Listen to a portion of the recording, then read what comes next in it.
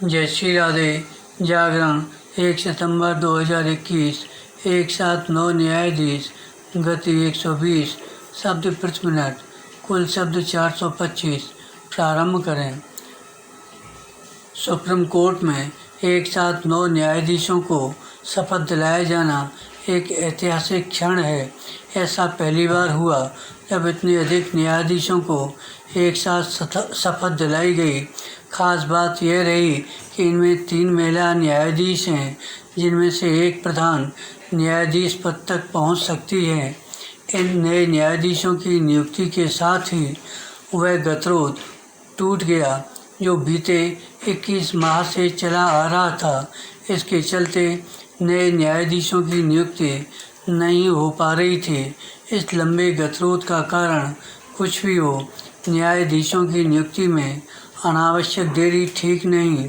समझना कठिन है कि जब कॉलेजियम व्यवस्था के तहत न्यायाधीश ही न्यायाधीशों की नियुक्ति करते हैं, तब उनकी समय पर नियुक्ति क्यों नहीं हो पाती।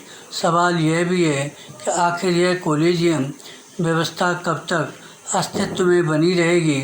यह सवाल इसलिए सदैव सिर उठाए रहता है क्योंकि किसी लोकतांत्रिक देश में न्यायाधीश ही न्यायाधीशों की नियुक्ति नहीं करते।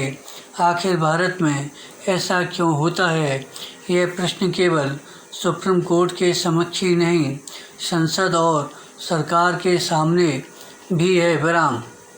यह सही है कि सुप्रीम कोर्ट ने संसद द्वारा पारित राष्ट्रीय न्यायिक नियुक्ति आयोग की स्थापना करने वाले संवैधानिक संशोधन को निरस्त कर दिया था, लेकिन इसका यह मतलब नहीं कि न्यायाधीशों द्वारा अपने साथियों को नियुक्त करने वाली कॉलेजियम व्यवस्था को संविधान सम्मत मान लिया जाए।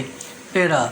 बेहतर होगा कि सरकार राष्ट्रीय न्यायिक नियुक्ति आयोग को नए सिरे से गठित करने की पहल करे, क्योंकि यह लोकतंत्र की गरिमा और मर्यादा के प्रतिकूल है कि न्यायाधीश ही न्यायाधीशों की नियुक्ति करें। सरकार को न्यायिक सुधारों की दिशा में भी आगे बढ़ना चाहिए, क्योंकि वे लंबे अरसे से लंबित हैं।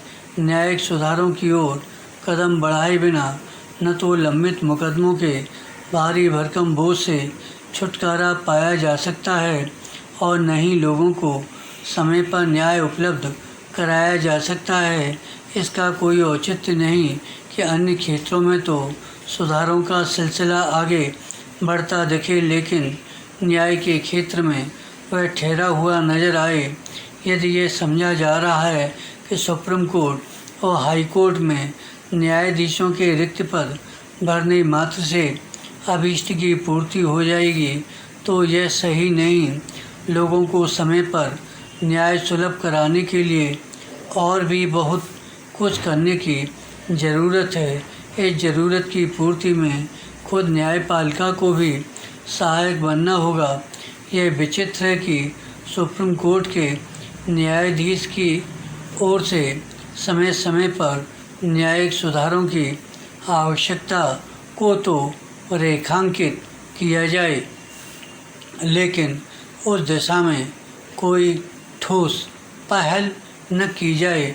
धन्यवाद।